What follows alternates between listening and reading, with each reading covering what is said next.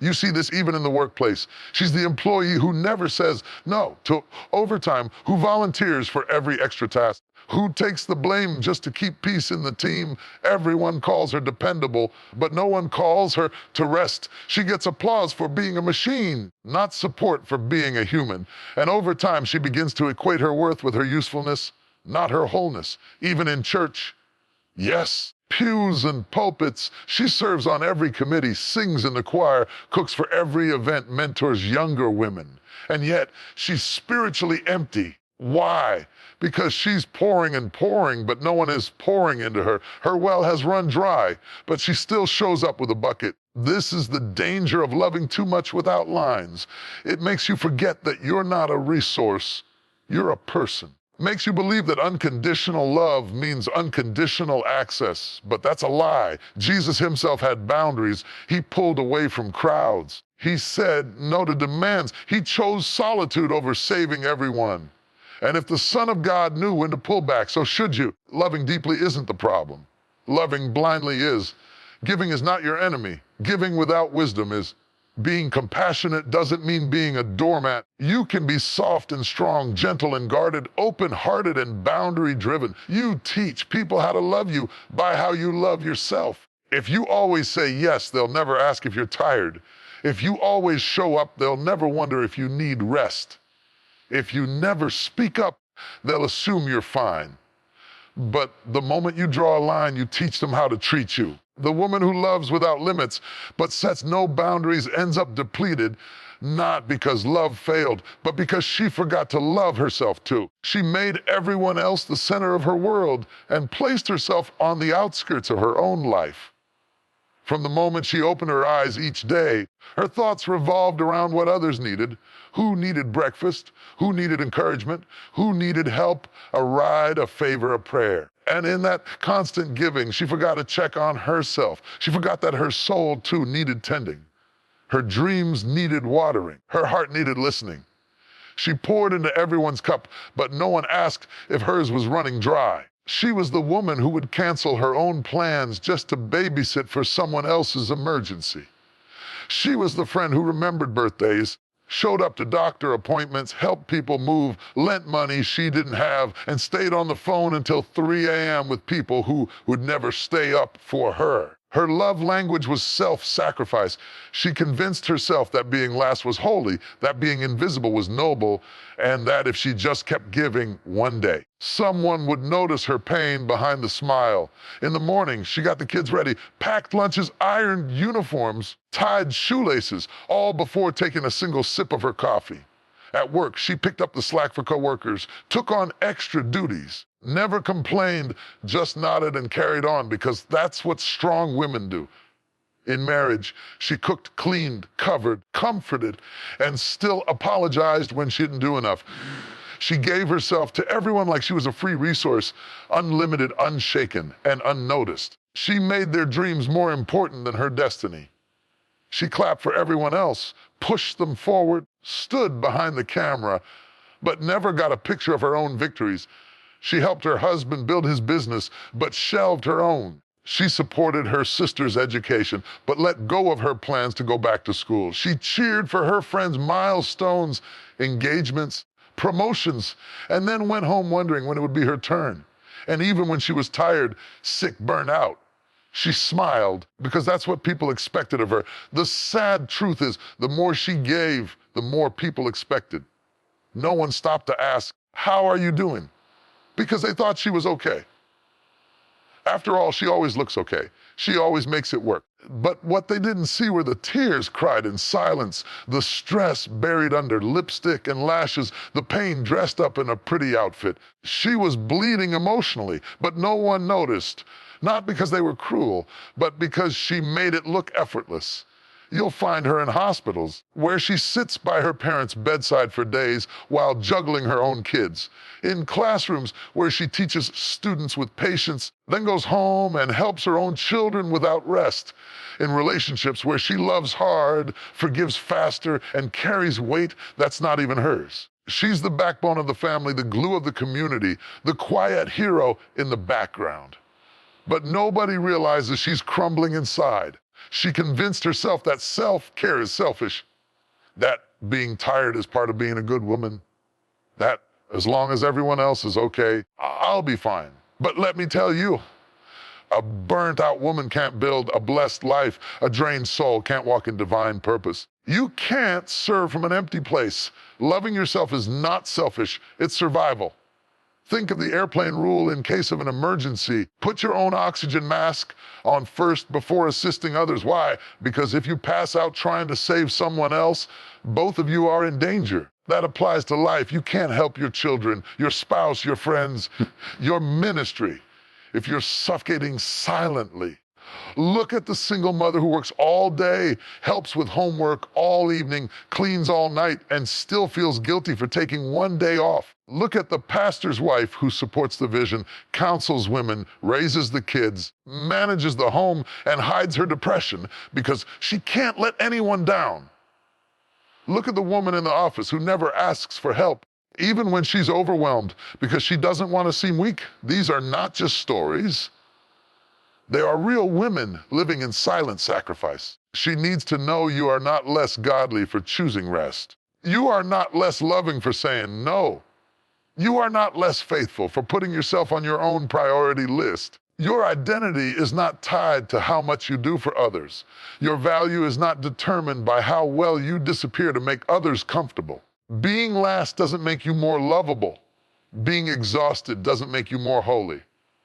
God never asked you to disappear so others could shine. He created you to shine too. You have a voice, a vision, a value that deserves attention. You have dreams that deserve nurturing. You have a calling that doesn't require you to sacrifice yourself at the altar of approval.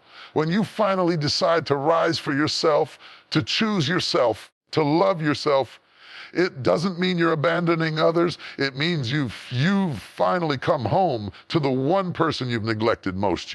She thought she was being strong. She thought she was doing what was right. What a good woman, a good wife, a good daughter, a good believer should do.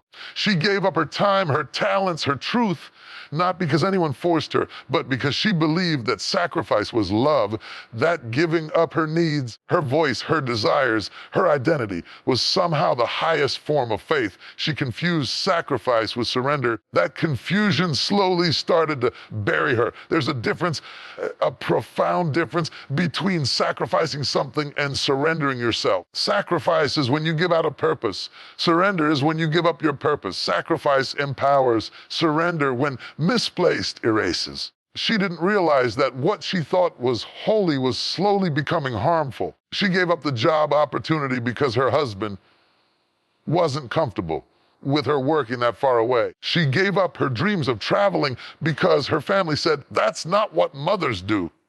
She gave up her creativity, her writing, her dancing, passion, and quietly folded those pieces of herself into a box labeled someday. But someday never came. Because the more she gave up, the more people expected her to. She thought surrender meant silence. She thought sacrifice meant staying. So she stayed in relationships that drained her, in homes that dismissed her, in environments that disrespected her. And every time she felt the nudge to leave, to breathe, to rise, she'd hear that inner voice say, "You're being selfish. Don't you know this is what love looks like?" But that wasn't love. It was bondage wrapped in the disguise of duty. She stayed in that toxic friendship far too long because she thought letting go would mean she wasn't loyal. She kept pouring into people who gave her nothing in return because she thought walking away would make her weak. She kept showing up in places where she wasn't celebrated, only tolerated, because she thought endurance was evidence of her character. She didn't know that God never called her to endure abuse. He called her to carry purpose.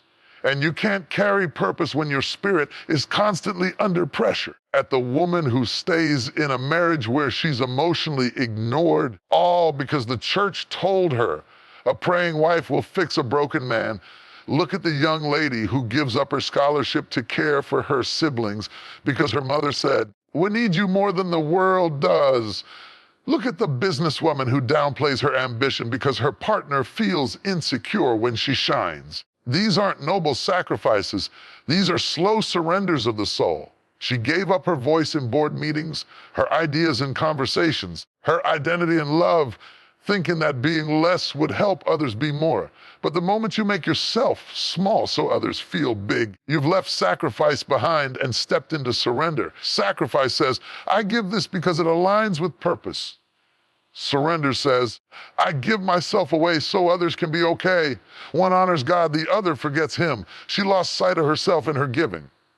She gave up her boundaries, her beliefs, her brilliance, all in the name of love. But let me tell you, love never asks you to lose yourself. Real love invites you to be your full self. It doesn't shrink you.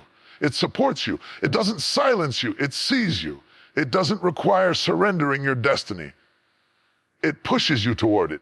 She wore sacrifice like a badge of honor, always the one to give, to bend, to bow.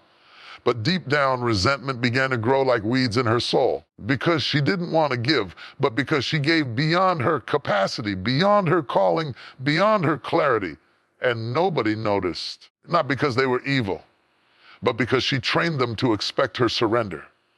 She started to feel invisible in her own life. Background character in everyone else's story. She thought being invisible was humility. But humility doesn't mean disappearing. It means knowing your strength without needing to announce it. And strength, true strength, includes knowing when to say no more. That's not rebellion. That's revelation. She remembered the moment she wanted to pursue her passion, art, music, ministry, business, but pushed it down because this isn't the right season. She watched others rise while she stood still, holding bags that weren't hers to carry. And every time she thought about stepping into the light, she felt guilt creeping in, whispering, who do you think you are? But here's the truth: she is called, she is chosen, she is capable. And God never asked her to be less so others could be more. Daily she cooked meals no one thanked her for. She stayed up late to finish projects others walked away from. She kept the home, the peace, faith, all while battling a quiet war within herself. And not once did she hear, you matter too. Not once did she stop to say it to herself. She thought surrendering her plans for her partner's future was being supportive. She thought ignoring her own emotional needs for the sake of peace was mature. She thought shoving her voice so others could speak louder was wise. But all it did was silence the sound of her own heartbeat. And if you can't hear your own heart anymore, you're not sacrificing. You've surrendered. What she needs is not more strength to carry others, the strength to reclaim herself. Because her life matters. Her voice matters. Her dreams matter, not just as background music to someone else's melody, but as a full, powerful, anointed, unstoppable symphony of her own. She had so much to say, but she swallowed it again and again. She bit her tongue in the name of peace, stuffed her truth in silence, smiled when everything inside her was screaming. Not because she was weak, not because she didn't know how to speak, but because somewhere along the way, she was taught that her silence was safety, that her quietness was wisdom, that if she just kept the peace, the storm would pass. But what do you do when the storm is inside you? She silenced her voice to keep the relationship from falling apart. Every time she wanted to say, that hurt me, she said nothing. Every time she wanted to say, I'm tired, she kept moving. Every time she wanted to say, I deserve more than this, she convinced herself that maybe she was asking for too much.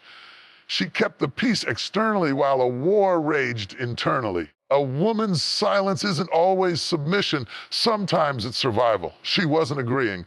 She was enduring. In the house, she was told not to speak unless spoken to. In the church, she was told to be humble and meek, which was code for don't challenge anything. In her relationships, she was told she was too emotional, too sensitive, too much. So she adjusted. She toned it down. She spoke less. But in doing so, she dimmed the very fire that made her who she was. She's the woman who's been in meetings at work where her idea was stolen by someone louder, and she said nothing, even though she had the brilliance. She's the woman who laughed off disrespectful comments from relatives just to avoid family drama. She's the woman who nods quietly in friendships even when she disagrees because she doesn't want to rock the boat. She's the woman who sleeps next to someone every night and yet hasn't spoken her truth in years. Peace is not the absence of noise, it's the presence of respect. And what she was calling peace was really just suppression. She thought keeping the peace meant keeping everything together, but in reality, it was tearing her apart. You can't heal in a house where your truth isn't welcome. You can't grow in a garden where your voice isn't watered. And you can't thrive in an atmosphere where your silence is mistaken for contentment. The danger of always being the peacemaker is that people begin to think you're okay with everything. They assume your silence equals agreement. They assume your quiet means approval. They assume your smile means support. What they don't see is the woman who cries in the shower because her voice has nowhere else to go. What they don't hear is the scream behind her eyes that says, "I'm not okay. I'm just afraid you won't love me if I speak." Look at the wife who doesn't speak up about emotional neglect because she doesn't want to be labeled ungrateful. Look at the employee who says nothing about unfair treatment because she's afraid of losing her job. Look at the mother who doesn't share how overwhelmed she is because she thinks good mothers don't complain. These aren't isolated stories. These are daily realities for women who've been conditioned to value harmony over honesty. But silence doesn't protect your peace. It postpones your breakthrough. Every time she held her tongue, she held back a part of her healing. Every time she stayed quiet, she delayed her own deliverance. And yet people praised her for being so strong, not knowing that sometimes her silence wasn't strength, it was fear dressed in grace. She didn't want to be seen as angry, bitter, or too loud, so she made herself smaller, more acceptable, more palatable, more polite, and in doing so, she made herself disappear. Her silence became her cage. She sat in rooms full of voices and felt like she didn't exist. She let others narrate her story. She let others define her experiences. She let others control the script, all while pretending that everything was okay. But deep down, she knew her silence wasn't peace. It was a prison. She needed to learn that speaking up is not confrontation, it's clarity. Telling your truth is not drama, it's dignity. Being vocal about your pain, your needs, your boundaries. That's not being difficult. That's being real. Realness is the foundation of any relationship that's worth having, with others and with yourself. She has wisdom that could change lives. She's afraid to speak. She has ideas that could shift rooms, but she second guesses herself. She has a voice that could break generational patterns. She's scared to be heard. And yet, the world keeps spinning on the backs of women who whisper their greatness while cheering for others out loud. You were never created to live muted.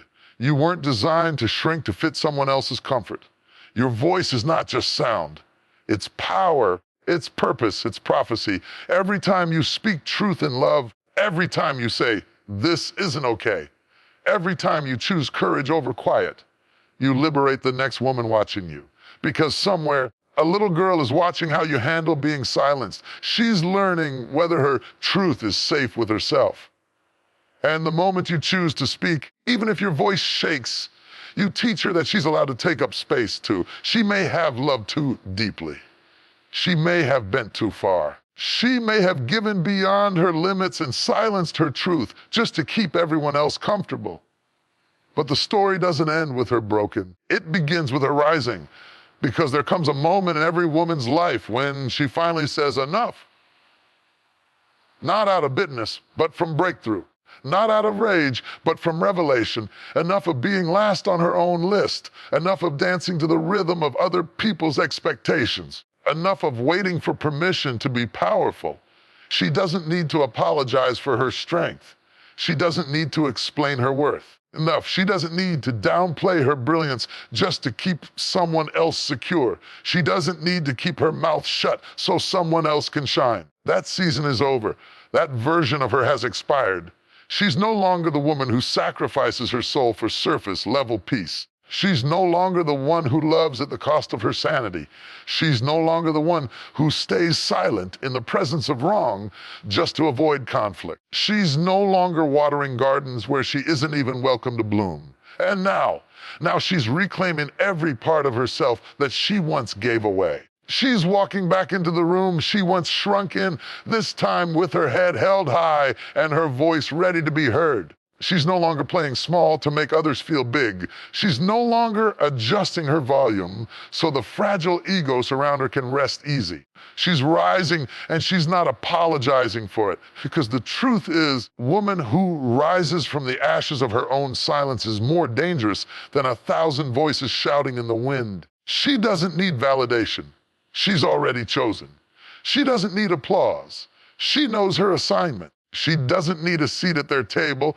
She's building her own. And let me tell you something, when a woman stops waiting to be saved and realizes that God has already put the power inside her, there is nothing more unstoppable on this planet. You can't break a woman who found herself in the breaking. You can't silence a woman who's finally met her voice. You can't dismiss a woman who learned how to approve herself. You cannot defeat a woman who's been in the pit and found her God there. So this is not just motivation. This is a divine awakening. This is a woman remembering who she is. This is the moment she chooses HCR, not because she's selfish, because she's finally healed enough to know that her voice matters, her heart matters, her purpose matters. She's no longer the background character in other people's stories. She's the author of her own. She's writing new chapters with boldness, with clarity, with fire. And every time she speaks her truth, every time she says no without guilt, every time she walks away from what doesn't serve her, she shakes the very ground under her feet, because brokenness didn't bury her, it built her. Silence didn't steal her, it taught her how to roar. Loss didn't define her, it refined her in love. Love didn't destroy her, it discovered her. So now she walks with a holy kind of confidence, not the loud kind that needs attention, but the quiet kind that changes the atmosphere when she walks in the room. This is her time. This is her turn. This is her testimony. She is the storm they never saw coming. She is the healed version of the woman they thought they had broken. She is the one who loved deeply, lost herself, and found God in the ruins. From the ruins she rose, and baby, when she rose, she didn't rise the same. She rose unshakable. She rose anointed. She rose dangerous. She rose free. She gave love like it was her superpower, with open arms, open heart, and a spirit wide enough to embrace storms and sunshine alike. She gave it all without reservation, hesitation, or limitation. But in all her giving, in all her compassion, in all her sacrifice, she forgot to set boundaries. And when you love without limits but live without boundaries, you bleed into places that were never meant to hold your essence. You water gardens that were never meant to grow you. She was the kind of woman who would stay up all night on the phone, listening to the same story for the 15th time, praying for someone who wouldn't even remember her birthday. She was the one who showed up when no one else did. Birthdays, funerals, baby showers, heartbreaks, late night breakdowns. She showed up not because she had to, but because her heart compelled her to. She didn't count the cost. Emotionally, spiritually, physically. But the problem is, when you don't count the cost, someone else always ends up collecting the bill. And often, it's your soul that pays it. It started subtly, giving small pieces of herself away in moments of kindness. It's okay, she said when someone hurt her, even though she wasn't okay. Don't worry about me, she said, even though she was drowning silently. Time, those small pieces she gave away, became chunks and then whole chapters.